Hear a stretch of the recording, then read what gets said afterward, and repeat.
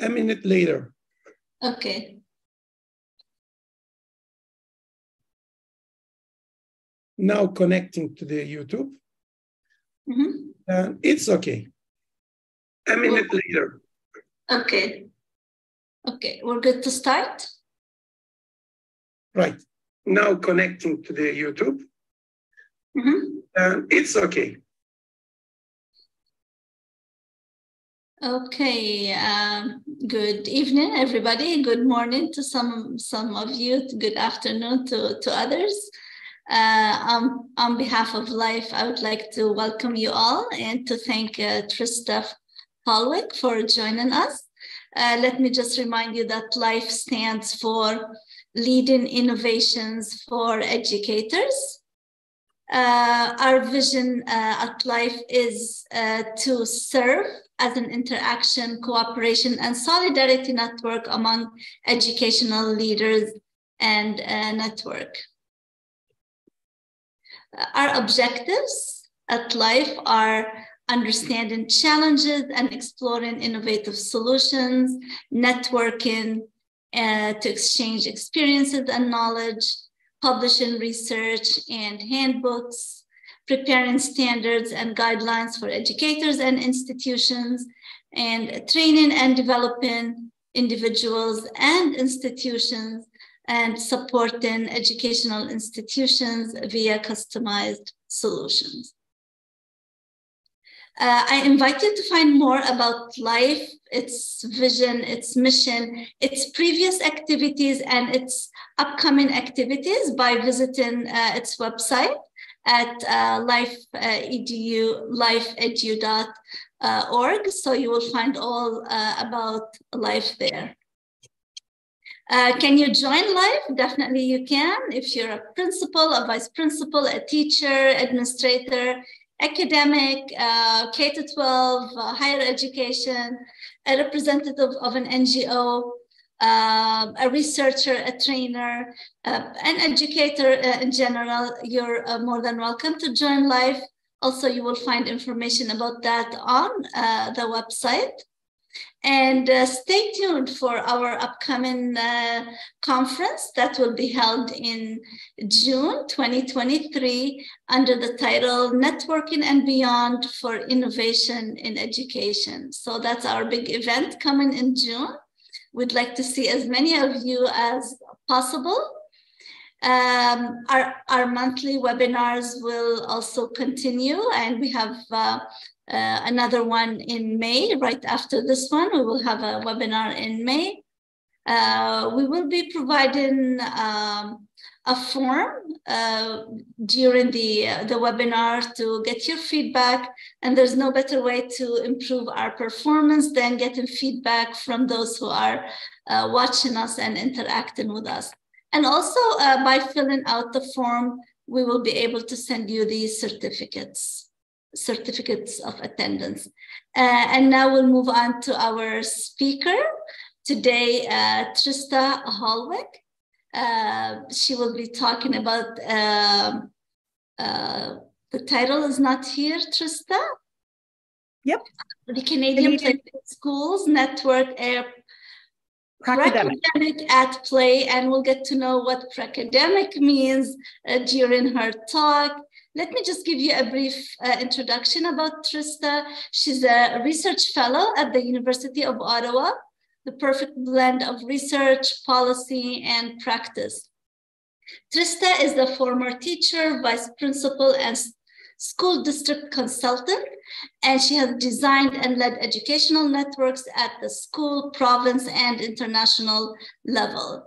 She's a passionate advocate of innovative practice and supporting teachers and leaders in this work. Her PhD interest or her PhD research focused on teacher induction, mentoring, and coaching programs and their systematic change implications. And thank you, Trista, for being with us. And I'll stop sharing and I'll hand over to you. Great. Well, thank you everyone for joining. I'm really, really honored to be here. It's 10 a.m. in Canada, in Ottawa right now. So I suspect it's evening for some of you. And it's such a privilege to be able to share time and think about some of this work together. And I look forward to the conversation. And please do put any comments that you would like or questions in the chat. And I look forward to talking about them after. So it is a presentation that people may be wondering, like, what does that actually mean, a pracademic at play? And so what I'm hoping to do by the end of this session, have a bit of a sense of how I understand the term and why I think it's a really useful term to be using for many of us, and see if it resonates for you. So I'm looking forward to that, and I'm so grateful to Life for inviting me. Before I begin, I want to acknowledge that I am here in Ottawa, Ontario in Canada, and I work, live, and play on the unceded and unsurrendered territory of the Algonquin people, and how grateful I am to those who have come before, and how I continue to think about how in my work I can move forward in decolonizing some of the ideas. And perhaps Pracademia is a space where we can challenge some of the ways we understand traditional domains as a possibility. So my basic agenda for the talk is to kind of describe what is a pracademic. So I hope at the end you have a sense of how I'm understanding it. I'm going to share a little bit about the work that I do and have done in my dissertation, and how I used a pracademic positionality and methodology in that work. Then I'm going to think about pracademia as a space and what we've been thinking with some of my colleagues around the idea of pracademia. And then what do I mean by pracademic at play? So what am I doing currently, and what am I thinking about in my current work context? And then offer some opportunities for questions. So I'm hoping this is what you're hoping for by signing up to come, and that I meet the mark. But if there's anything else you'd like to know, I'm really happy to talk about it at the end. So first I'll begin with who I am and how I identify myself. And so I really think of myself as a pracademic quilter. So in terms of quilting and stitching stories, I think about the way that I work is all of the pieces of my life and my professional experience and personal experience have come together and are stitched together in this quilt. And it's a very utilitarian way to think about what we do, is that quilts are super useful. They keep you warm, but they're also really individual. So no patchwork quilt is ever the same as someone else's. So the experiences I bring to my work are based on the paths that I've had, but how do I stitch it together and make something functional? And that's why I really do see that space of pracademia being an opportunity to use all of the different pieces of my experience in education as a researcher, and also as a teacher and leader. And I really think about the importance. So in Canada, patchwork quilting is a really long history for many women, and the thinking about how we tell our stories in textile. So this text is also something that women have often shared their stories through the arts and through sewing, and the idea that together we can form different communities and learn together. So I'm hoping this is another opportunity to help stitch another piece in my quilt of new experiences and a new community to think about these ideas through. So my background is started at McGill University in Montreal, doing a Bachelor of Arts, and focused on English literature and women's studies. And then I moved into thinking about what's next. And I did a 2 years in Japan teaching English in a small town in in Hokkaido, Japan, that really was an instrumental and life-changing experience for me, being the only English speaker in my town. And I learned a lot from the teachers I worked with and the community members that really took me in and supported me during this time. And after my experience in Japan, I came back to think about what I wanted to do next. And so I thought teaching would be an excellent career choice. I really loved working with the students and the community. And so I went to the University of Edinburgh in Scotland, and I got my postgraduate certificate in education. So that's where I was trained to be a secondary English teacher. And then I came back to Canada and started working at the Western Quebec School Board. And so in the Western Quebec School Board, I started as a secondary English and math teacher, and then had a number of different opportunities to think about innovative pedagogies, thinking about change, system change, and I started my master's at the University of Toronto, working with Dr. Barry Bennett, who had done an instrumental piece for me, so on instructional intelligence, thinking about innovation and teaching, and then became a vice principal in Western Quebec School Board, and then started thinking I might want to support early career teachers and proposed that we maybe consider a teacher induction program. So I became the developer and coordinator of the Western Quebec School Board's teacher induction program. And during that time, as I was thinking about mentoring and coaching and supporting early career teachers, and also growing experienced teachers, giving them professional opportunities to lead with their colleagues, I thought about how there must be a lot of really interesting work being done around induction and mentoring and coaching. And that's what brought me to the University of Ottawa, where I did my PhD focusing on a case study of this teacher induction program at the Western Quebec School Board. And so in my PhD process, I kept thinking I was still working as a consultant, leading the teacher induction program in schools for teachers and working with amazing early career teachers and incredible mentor coaches. And so that sense of professional learning and what I was seeing happening between peers working with one another, I knew that was important. And then I also was working in the research space, thinking about academic and academia and the research that's around and how to bring and bridge these together. So I almost had my feet in two different spaces. So I was in research and I was also in practice simultaneously. And for me, I heard the term pracademic through Twitter, I believe. So I first heard the term and it really resonated for me. And I thought that's actually how I would identify myself, as someone who's a boundary spanner, living in both of these worlds simultaneously. So I'm thinking a lot about it, but I'm also doing it. And so Pracademic really worked well for me. But as I started exploring, I realized there wasn't a lot being written in the field of education. A lot was being written in healthcare, in negotiations and politics, administration, law, but there wasn't much being written in education. And so as I went through my dissertation, and this is what the process that I went through, I used the pracademic positionality as it's both an insider and an outsider. And so someone who sits within this space and brings questions from practice into the research, and then also explores it from a research perspective, and then brings it back to practice and sees what happens. So it's a iterative process that was happening. And so my dissertation, I did call a patchwork quilt because it is pulling all these pieces together, was highly influenced by being a pracademic, because I wanted to know about the experienced teachers who took on this mentor coach role for the school board. What did they get from that role? Like, what about their own professional learning, their practice and well-being? Why would you take on the role of supporting others?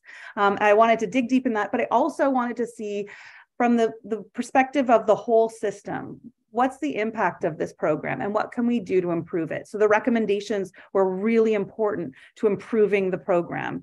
So it was, again, what happened in research went back directly into practice, and what we learned in practice went back directly into the research.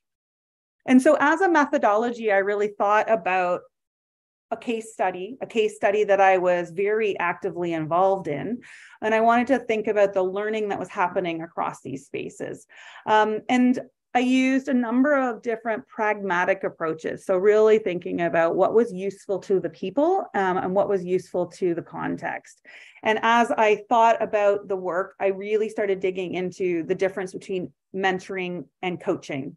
And so when I think about these two terms as approaches, it's how we work with one another. So we're really thinking about mentoring as someone who has expertise, who gives advice, who supports, who advocates, who can can answer some of the questions. And really, it's a specialist and this master expert. And it's a little bit more of a directive approach. And then I saw that there was another approach that we've called coaching. And often these terms are mixed off in the literature and in the way of thinking. But we look at coaching as a way of another type of professional learning approach, but it's more about asking questions and helping hold up the mirror so that the person you're working with can answer their own questions. And so I saw these as two different stances. So I was really interested in thinking about how do we move from one to the other? How do we recognize what the person we're working with needs? And how do we recognize how integrated these two components are? So this was the area of my research that I was really thinking about as a pracademic, because I wanted to go back to my colleagues and really tease out what is the difference between mentoring and coaching for us in our context. And so this was published in this book called The Bliss and Blisters of Early Career Teaching. So it was a first opportunity to get me thinking about these different terms and building that community. And as I developed the process of my dissertation, it really became clear that I wanted it to be accessible to the members of my community. So I did do a dissertation that had chapters that were published within it and also an article. So I really learned about what it meant to be an experienced teacher who supports another teacher and the impact that that can have on their own classroom practice and their own professional learning. And I used the well-being framework, the PERMA framework that really thinks about well-being. So I'm happy to talk about that at another time, but for now, it's really that pracademic stance directed the research of my dissertation. And then I kept thinking, there's something here. There's something about the term pracademic that's resonating. And we, with a couple of colleagues at ICSE, the International Congress for School Effectiveness and Improvement, at a conference, we decided to offer a symposium on pracademia. And we wanted to pull together people that were interested in this term. We didn't know if anyone would attend the session, but it turned out it was quite well attended and it really resonated for many of the participants. And they said, we too feel that sense. They could be a policymaker that also has a foot in research, but also in policy, or it could be a practicing teacher that also is thinking about the research work or doing graduate studies, and they're seeing how they sit in both of these spaces. And so the term started to gain a little bit of interest and traction, and we started thinking that this is be a reoccurring symposium that we would offer on pracademia. And from that first session, we launched a special issue, a call for a special issue on pracademia and education. And as this was going on, COVID happened. So our last in-person get-together, we had our first symposium. In the next 2 years, ICSE was virtual. And I wrote with a colleague who's a teacher, and his name is Armand Doucette, and he is a teacher in New Brunswick, but also sits in that space of research as well, and we decided to think about what we could maybe learn from pracademics during the pandemic, and how we could be really useful as a bridge, bringing these two elements together. And so that paper is available if you're interested. But from all of this work, these questions emerged for us. And so this is with my colleagues, Deb Netalicki from Australia and Paul Campbell from Hong Kong and Scotland. He sits in both spaces. And so we started thinking, well, what is a pracademic and who decides? What does it mean to be a pracademic in different educational spaces? So what if you're working in a school and that's your full-time job? What if you're working at a university as a full-time job? How are these tensions resolved? What about the tensions around the complex negotiation of these two separate worlds that seem to exist, or domains? And what does identity and belonging, how does that play into pracademia? And does it offer anything? Or maybe it's just another edu term, and maybe it's limiting. Maybe it actually is closing the conversation instead of opening it up, or maybe it's empowering. And so these are the questions we posed for our special issue. So that is available if you're interested in exploring a little bit further But we looked at this idea of pracademia, exploring the possibilities, power, and politics of boundary spanners straddling the worlds of practice and scholarship. And we invited members who came to our symposium in the first year and opened it up to anyone who was interested in contributing. And we did have some really great contributions, and we do hope you'll check it out if you're interested. And there's a foreword and also an afterword that can give you a little bit of summary around the different articles that are included. And these were our members. So we continued with the symposium, the virtual one. So in 2021, we had 3 presentations from members of the special issue. And then we continued that in 2022. And so those are available. And I think they're all online. We have them on YouTube. So again, you can visit and see what we were talking about and how we're thinking about these different spaces. So we've gone a little further in starting to define pracademia. And again, this is the work that I do with my colleagues, Deb and Paul. And we really are thinking about this idea of the plurality of spaces, and then this idea of space itself. And what does this mean? And in a recent conversation I had, people were questioning, the third space. Is that a possibility to think about? Is this line with those theories and concepts?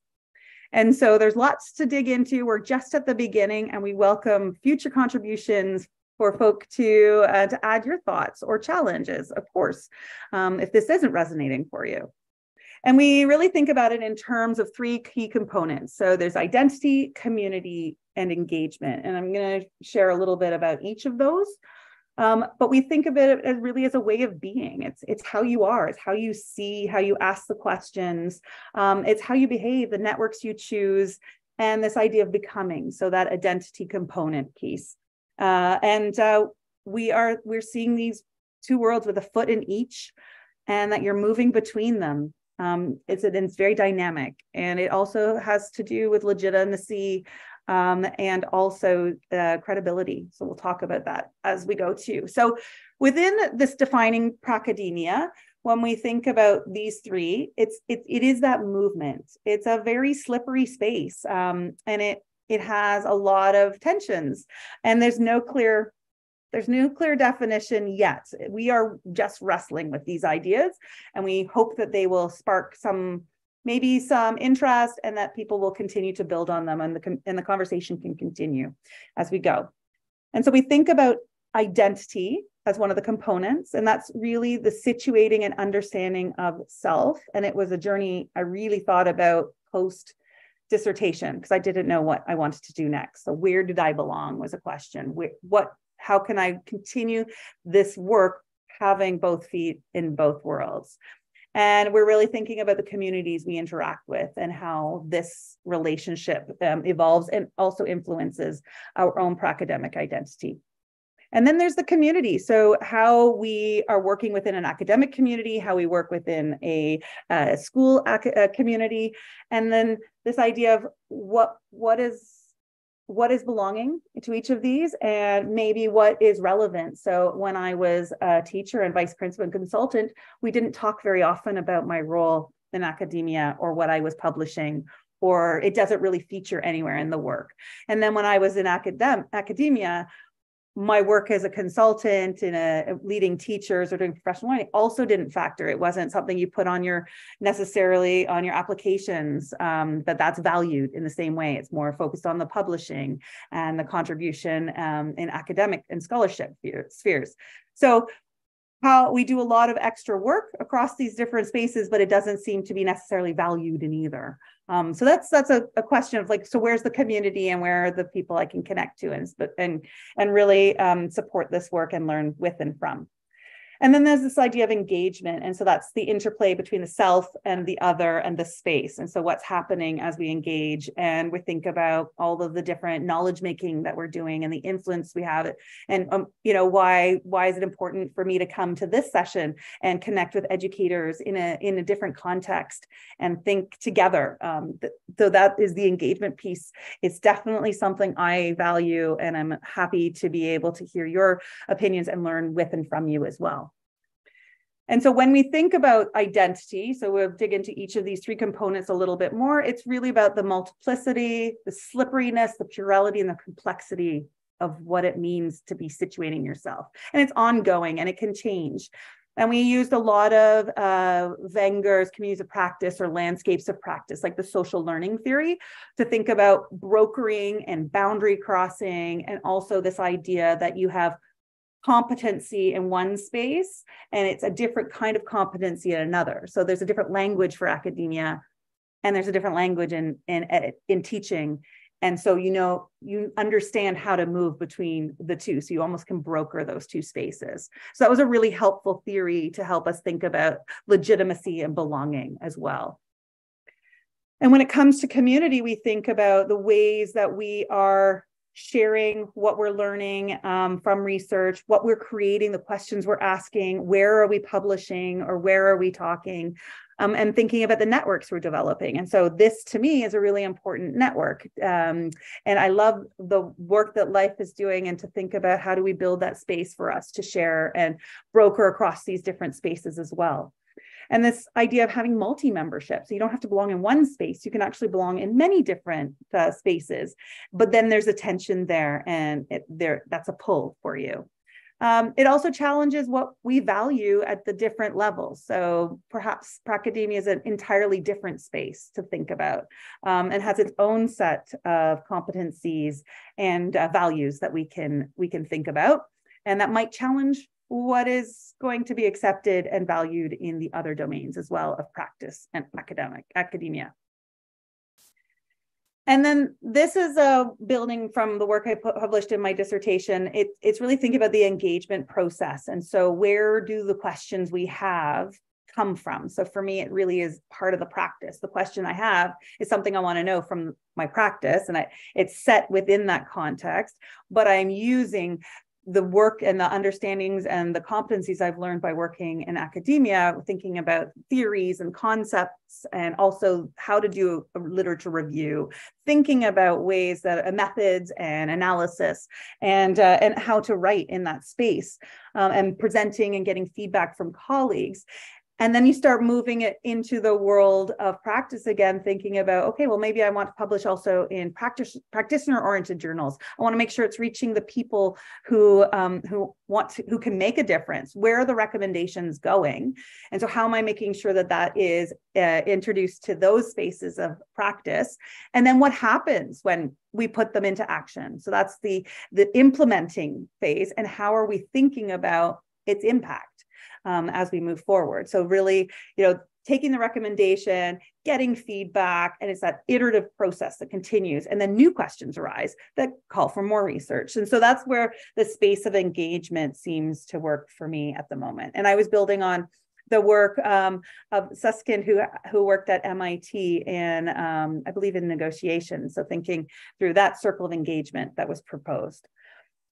And as we were thinking about Pracademia and the space, we really relied heavily on the idea of metaphor. So we thought about what does it look like? So is it a space, if we think about it as a boundary crosser, are you on a bridge? And what does the bridge look like? Is it beautiful and pristine and gorgeous, or is it really a little bit rocky, that there's some slippery elements, and it is a lot more complicated to cross? And so we thought that was an interesting metaphor to think about, but a little bit too binary, like one getting to one, and we think it's a little bit messier and complex.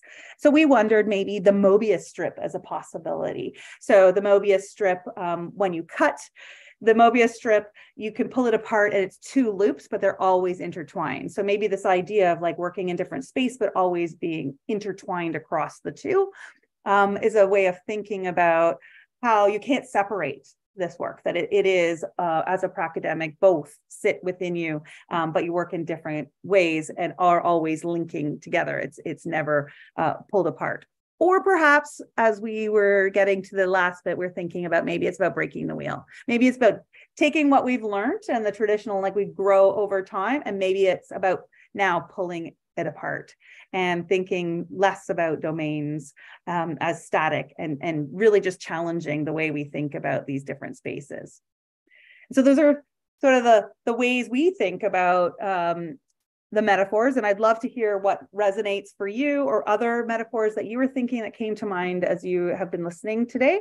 And then I want to share, like in the last few minutes now, about, well, what do I do now that I have identified as a pracademic at play? How am I using both research and practice? And so most recently, I have been working in policy learning networks and professional learning networks. And so when I think about the work I do as the director of the ARC Education Project, and there's the website if you're interested in checking that out, that's a policy learning network where we bring together members from six countries. 2 of them are from Canada, so 2 provinces from Canada, and 1 global organization. And we come together and we think together, we learn with and from one another and experts around really important questions that can help change schools. And so it really is about creating a space for folk to ask difficult and challenging questions of themselves and others and to get support. And so this is an international policy learning network that is continuing. And so I work in that space, but I also research around international policy learning networks. And then in January of last year, so just over a year ago, we, my colleague Andy Hargraves and I are co-leaders of the Canadian Playful Schools Network. And this Playful Schools Network, we bring together a number of our amazing colleagues from the University of Ottawa, researchers. So we have created this network for educators, school teams. We have an English and a French stream, so it's a bilingual network. And I'm really thinking about, well, what happens in a professional learning network when we bring together school educators who want to be thinking about play. And so that's what I'm going to end my talk in, is talking a little bit about this network, the CPSN, the Canadian Playful Schools Network. And so I do think about the types of networks and think about the research that exists. And I would say, we're really quite at the moment in a hub and spoke model, but we'd like to move our network being less like a center point, which would be the leadership at the University of Ottawa into the schools, but we like it to become a little more decentralized and even crystalline in the future. So how do we do that? How do we push networks further is something that I'm interested in, both thinking about, researching, and then implementing it as well with the school teams that are part of the network. And I think about the work from Joel Rodway and Farley Ripple about relationships at the heart of this work. We think about bondedness. So how are networks created? Who's in and who's out? We think about connectedness. How are we connecting to one another? The strength and quality of the relationships that happen. And then also this idea of mutuality. So is it reciprocal? Are they providing support for one another and also taking it as well? So is there a relationship, a reciprocity in the relationship that we're exploring within these relational elements? And in the Playful Schools Network, so we have a large Playful Schools Network. It's international, and the Canadian Playful Schools Network is part of that. This is funded by the Lego Foundation, and it's around connecting and empowering schools. And so we've really taken that in a national level, and we really want to think about how to exchange ideas, learn from one another, and push the boundaries of innovative pedagogies. So it fits really well into the work that Life is doing and thinking about how to connect. And for Canada, we have 41 school teams. And if you look on this map of Canada, you'll see that they're spread out. They're really far apart. So we're talking a very far west and very far east. So we do most of our work virtually, but we're going to bring all these school teams together in June for a conference. And it'll be a really exciting time to meet in person. So someone in the northern British Columbia, all the way to Labrador, coming together and shared interest of play and learning through play in grades 4 to 8. And so these conversations, because Canada has a national and territorial education process, so we don't have a national education curriculum, for example. Everything is done by province or territory. So even though we have different contexts, and so some of our schools are very rural, some are urban, that we share some attractions and we share some elements around wanting to think differently about school and what's possible for students and for learners. And so we have a network developed that really is, like I said, very hub and spoke at the moment. So we do lead it from the center. It is a network that has two streams, a French stream and an English stream. And we have 11 schools in the Réseau Canadien des Écoles ludiques, and we have 30 in the Canadian Playful Schools Network. And we've divided each of these school teams who come in groups of 3 to 4, with one of them being a leader, so a vice principal or consultant.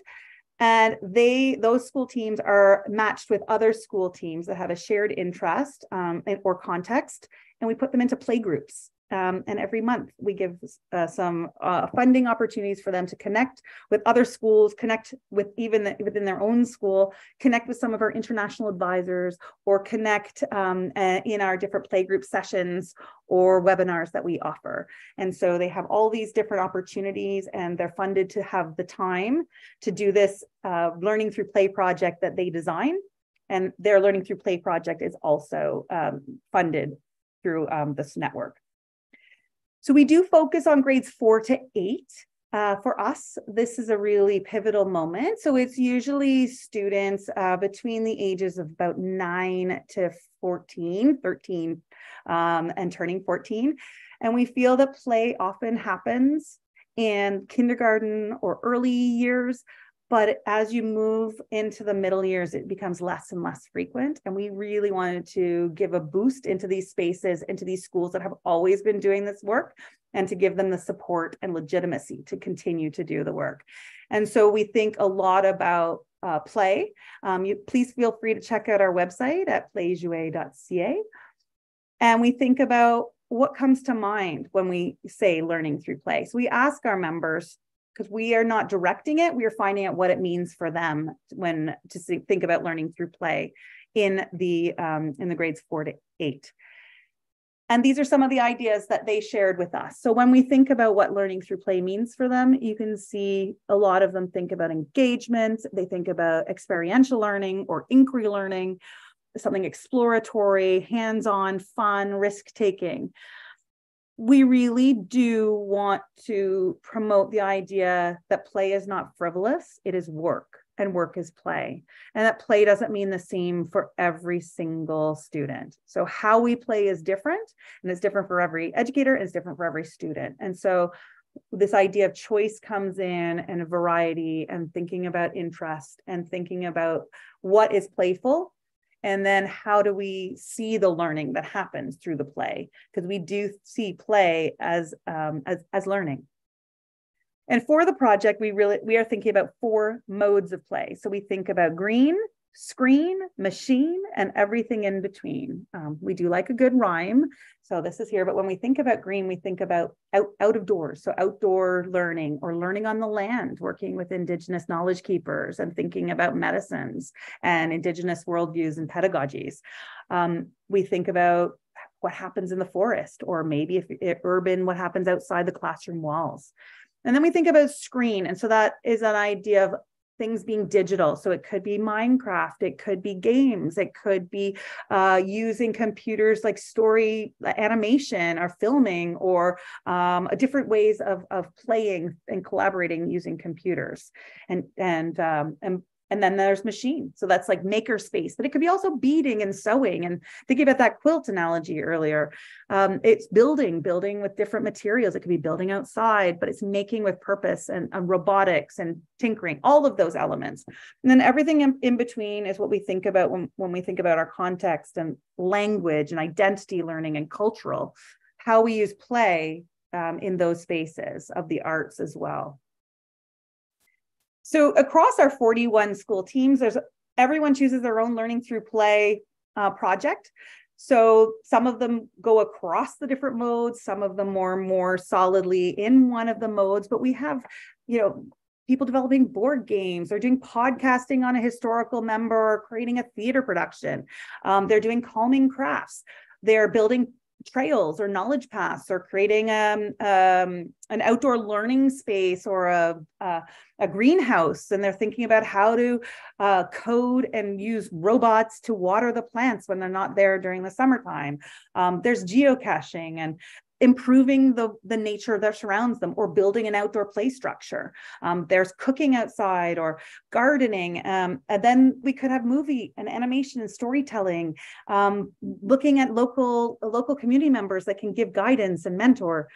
With cardboard arcades, we have skating rinks being developed. We have a multimodal mural, and water filtration systems to help have clean drinking water in communities. So these are all the different types of play. And so every school team has approached it very differently, and it's built on what is of interest for them and builds on their own space. But we see that it's important because we think about student leadership. We think about older students being engaged, finding their strengths, finding entry points for everyone and seeing a challenge and maybe risk failing sometimes, taking advantage of the school, the whole space around, even going the museum or around like a community, connecting with community members that sometimes has been lost during the pandemic, getting this idea of bringing joy back and providing experiences for students and for the teachers, and thinking about Indigenous learning as a way of moving forward in innovation for some of the students. And so I do see my work in Pracademia being essential, pulling in the research of networks, thinking about how to design a network, implement a network, lead a network, and then research what's happening in the network so we can improve it and build even further knowledge around networks, but also strengthening it for the members so it's impactful. And so when I think about the questions of Pracademia, and these are the ones that I hope will spark some responses from you in our end final question section, I'm thinking about what is the purpose, and where does it belong in education? What about the boundaries and these fields and the roles? So I've kind of created a space for myself, but it's temporary. It's based on funding models. There isn't a space for a Pracademic anywhere. And if there is, please let me know. I will be looking. And then how is it useful and sustainable to individuals in the field of education? And is it worth recognizing and amplifying and growing these perspectives and celebrating boundary spanners and the work that we try to do together? So these are the kinds of questions that we are still thinking about. We're still wondering, and we're really hoping to have some folk provide some feedback. And so at this point, I am going to stop the share and open it up for any questions, comments. Feel free to put on your video or ask in the chat if there's any questions, or if you have something I would like to me to dig in deeper about. Please do not hesitate. Okay, thank you very much, Trista, for this very rich and informative talk. I learned a lot from it, and I really do hope that everybody else did. I do invite our participants to put their questions in the chat or in the Q&A, or to just raise their hands and take any question, just speak, use the mic to speak. Trista, you talked about Pracademia as like, you have two hats on, like the hat of the practitioner and the hat of the academic. Wasn't it like, is that a challenging role, or like how challenging is it? And how credible is it to get data from someone who is the researcher and someone who is a practitioner at the same time? But these are questions that come to my mind when you talked about Pracademia. A great question. So, I mean, it's exhausting work. So you're in both spaces, and sometimes there's a lot of, unpaid labor that's happening. These are by choice. You're engaging in writing. It's not part of your work, the job description, but the drive. So balancing those two, and the two hats or the two stances is really, it's a challenge. But there's a drive for this within me and within the colleagues that I work with. We see the value in this, so we continue. And I think trying to support one another in thinking about this. And then when it comes to the data and the validity and rigor, I mean, that is always a question when you think about our insider outsider status. So how do we make sure that we're following methods and research process that is really clear, that is, power does influence. So if you're in a role that has people that you work alongside, questions of objectivity come in. So that's why it's really important to have a clear understanding of the research process and the methods that you're using to think about and the ethics that go along with that. So it's a challenge, but I also think what I noticed in my dissertation is that I got some really, really positive and critical feedback because I was in relationship with the members. So they knew that part of the feedback they were giving would make change. So it was going somewhere. It was improving their own work or the possibilities for their own work. And so you have to have trust, I suppose, always. And so that was a part of it as well. So I hope that answered your question, Amal, but if it didn't, please ask some more. And I did see someone with a hand up. I'm not sure. Yeah, if somebody would like to speak up, please just put your hand up.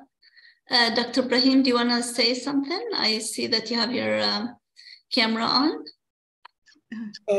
I wonder how they motivate the academics to come to the practice field and to study with you together, because actually you are in between, but I wonder, because we like our tables, our closed doors, and our reading and writing something on the table, and how they engage in schools. That's a fabulous question. And, I would say there's a lot of tensions here. It's a place that's fraught with tension. So the idea, it's not a binary. We're not saying like there's practice and research. That's not what we're saying. It's more like academia as a space and practice as a space. Like I see these two are intertwined always. So it's not about devaluing anything. It's the possibility that maybe with a new space, we actually can have more. Like we all gain. So so I feel sometimes there's a bit of tension around like, well, what's happening? I go into schools, I work with schools. Am I a pracademic? And I don't know. This is the question. Like when we think about boundaries and membership, who's included and who's excluded? I'm certainly not going to be judging that. And this is something for people to wonder. But we do have, and there's in the special issue, Professor Scott Ecott provided a critical perspective and a critical paper. And I thought that was really important to include because these are the conversations. But it is interesting that the most resistance I have experienced is from other academics. And the question around, like, is this necessary? Don't we already do this? Is this just another term? And maybe they're right. Like that's what we have to work with, right? So yeah, it's a tense space. And I wouldn't say it's an open, and again, it's just another term. So what does that mean? It's a question. So we're just at the beginning spaces to think about how we can push this forward. And I just want to thank Rania. Rania's in our chat. So she really did provide such great insights and has one of the papers in there as well. So if you're interested, I highly recommend you check hers out. Is it Halle? Yes, Halle. Halle. Thank you, Trista, for this valuable information and valuable ideas. Sorry for my voice. Actually, we are also conducting teacher trainings for our colleagues, and we have presented a training on teacher research, action research. Our colleagues try to write, but when it comes to writing, because of the heavy duties of our teachers, it's really difficult. Maybe mentorship you mentioned can be the real help here. So who do you think must be the bridge between the academics and the teachers? That's a great question. I mean, it is extra work too, right? So how you want, like you're doing the work. So then when you're asking, now let's write about it and let's put it into a conference, that's an additional work to the work people are already doing. Exactly. And so that's a big ask. You're right. And so the idea of possibly like maybe Pracademics can definitely help bridge and help people understand the language of academia. So you don't necessarily have to shift there, but, helping them provide an abstract that'll get accepted at a conference, because there's a way to write those. And so I do see a very important role for like teacher trainers and people working in graduate schools and doing research on teacher education. I see a lot of us in that space of thinking about the research and implementing it as well in our practice. So perhaps this is a valuable component and something that can be built into people's job descriptions to support colleagues to make these bridges. I mean, that would be my dream, right? That there was a professor of Pracademia at a space and their job would be to help bridge and have these conversations and think about the different ways to navigate in different spaces. So I don't know yet is the answer. It would be great and mentoring is so important, and having that support and setting up that community and structures so that we could, if we do have a sense of how to navigate it, how to share that with others and support them in that work. Thank you, Trista. Thank you very much. Thanks for the question, Nahel. And we've always found that as educators, we always found that there was these boundaries between practitioners and between the people who work with the theories. So maybe this is a very good answer well, it's a good start to start breaking down those boundaries and making theory get into practice and vice versa, so they would be feeding each other. Dr. Rania, she wishes the women a happy Women's Day. Thank you, Dr. Rania. Same to you. And she asks that teachers sometimes don't consider themselves as innovative. Could you please share some tips from your experience? So Dr. Rania would like you to share some experiences or some tips from your experience on how teachers can, because they don't consider themselves innovative, how can we help them in this respect? Yeah, well, I really look forward to hearing what others might have as tips around this, but I think theory has always been part of everyone's practice. We maybe just don't name it in the way or have the same breadth of conversations around the theoretical frameworks that drive our practice. So when we think about innovation, how do we make sure that those practices are shared widely and also can have opportunities to be really thoughtful and like research-based? And that is, for me, the important component. It's helping understand. Like I did a lot of action research before I got into grad studies. But when I became a graduate student, it really did change. Like I understood methods a lot differently. I had a better understanding of the different theories I could use and draw on. And I think that's a really important component in is providing that. But there's a barrier sometimes, or there's a feeling that it's not valued, and that we hold different knowledge, but that they're not able to communicate together. And so that's why I think that's value in the conversation. And how do we bring these two together to talk about what they're doing and what they're thinking about so that both is richer? That's really the value in the space. And is that Eleanor? Did you have a question? I saw that you put on your video. You're mute. Yeah. Yeah, we need to unmute. Okay, Eleanor. Okay, please, I'd like to remind everybody to fill in the evaluation form in the chat, because that's important to get your feedback and to collect the names for the certificates. Trista, I like that rhyme that you had, green screen, machine, everything in between.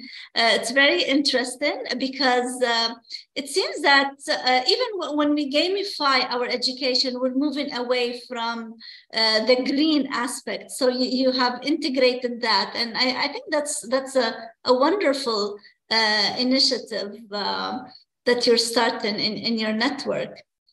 And we're building on it from yeah, go ahead. Well, Yes. I think the pandemic, when schools were shut, we realized maybe there are other spaces and ways to gather, and the importance of the outdoor, and thinking about the importance of sustainability, having students understand the world around them makes you want to protect it a little bit more too. So these ideas of what we can learn doesn't only have to be in the walls that we have. So I'd be very interested if anyone wants to try their hand in Arabic around a green screen machine and everything in between, because we have the French, techno, bricolo, enviro, et tout ce qui est socio. We like a good rhyme. So if you want to try providing any of these ideas in the language you speak, I'd be very welcome to see how we can think about these different terms. Yeah, I think we'll give it a try. And that leads me to the other question. How can that network, that Playful network, you said it's in Canada, mainly in Canada? Do you have any intentions to spread it outside of Canada? Well, right now it's funded by the Lego Foundation. So we're really grateful to have a pilot funding opportunity, and it ends in June as the pilot funding, and we'll see about our next steps, but we really want to build it. Canada is so big.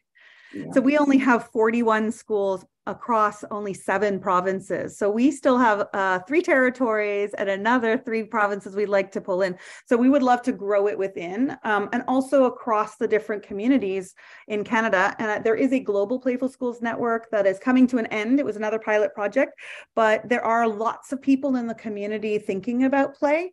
And so if this is interesting to you and to the work that you're doing, I definitely recommend that you look up the Playful Schools Network. And there's actually a conference that's happening at the end of March. I'm just going to put in, you can see the event and find it on our website. So I'll get that for you right now. And you can sign up, it's free. And it would be a great opportunity. Thank you. We have Nelogio, who has risen. Would you please just open your mic and hello, good evening from Turkey and Ankara. I'm Mehtap, Dr. Mehtap. I'm working as a teacher on behalf of Ministry of National Education in Ankara at province district. Also, at the same time, I can say that I'm an independent researcher. So while I'm listening to you, I taught myself as a junior pracademic myself. Or a senior pracademic. We're just in the together. Maybe because although I have been as a teacher over than 20 years, just for 1 year I have been working there as a researcher and expert teacher, and we are trying to do things that you told us.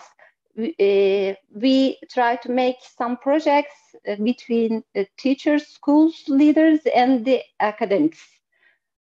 We have started a project last year April, and unfortunately, because of the earthquake, we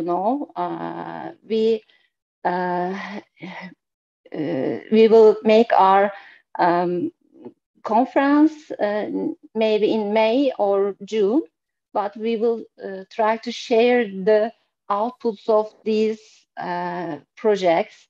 But the main idea of this project is these things, being a bridge the schools, between the schools and the academics, and finding the problems, also finding the solutions together. Yeah.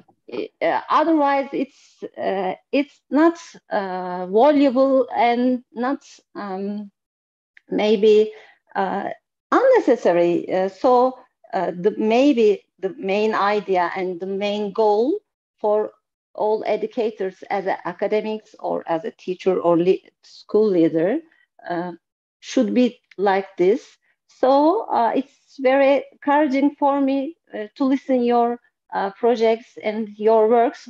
Also, my PhD is on mentoring. So all right, I put my information in the chat. So feel free to reach out by email or on Twitter. I will exactly make a contact with you. That's great. And I welcome everyone.